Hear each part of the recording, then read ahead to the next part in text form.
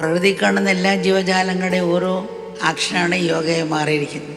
അപ്പോൾ ബോധത്തോടുകൂടി ഓരോന്ന് കണ്ടുകൊണ്ട് ചെയ്യുക. ഇങ്ങനെ നമ്മൾ കൈ എടുക്കാൻ വേണ്ട, കൈ ഇങ്ങനെ നോക്കി കണ്ട് കണ്ട് കണ്ട് കണ്ട് കണ്ട് കണ്ട്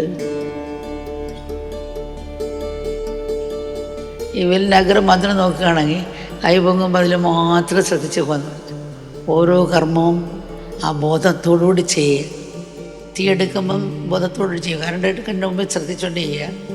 ഉപ്പുകുളം ശ്രദ്ധിച്ച് പിടിക്കുക. അതുപോലെ അവയർനെസ് ബോധത്തോട് ചെയ്യുമ്പം നമ്മൾ ആ ബോധമണ്ഡലം പ്രകാശമായി തീരുന്നു. ഇതിനെ ഈ കാഴ്ചപ്പാട് നമ്മളിലുണ്ടാകും. യോഗ വിശ്വമുള്ള ഐക്യത്തിലേക്ക് ഒരു പാലമാണ്. നമ്മളിൽ കഴിവുണ്ട്. നമ്മൾ ഇപ്പം ചെടിച്ചട്ടി വളർത്തുന്ന ചെടി പോലെ ഇരിക്കുകയാണ്. സ്രാവ് ചെറിയൊരു കണ്ണാടി കൂട്ടിലിട്ടാൽ അത് ചെറിയൊരു മീൻ മാത്രത്തിനാണുള്ള കഴിവുണ്ടാവുള്ളൂ. അത് സമുദ്രത്തിൽ കിടന്നാൽ വലിയ മനുഷ്യന് വരുന്നതാണ്. ഇതുപോലെ നമ്മളിൽ കഴിവുണ്ട്. യോഗ എല്ലാത്തിനെയും ഒത്തിരിക്കുക.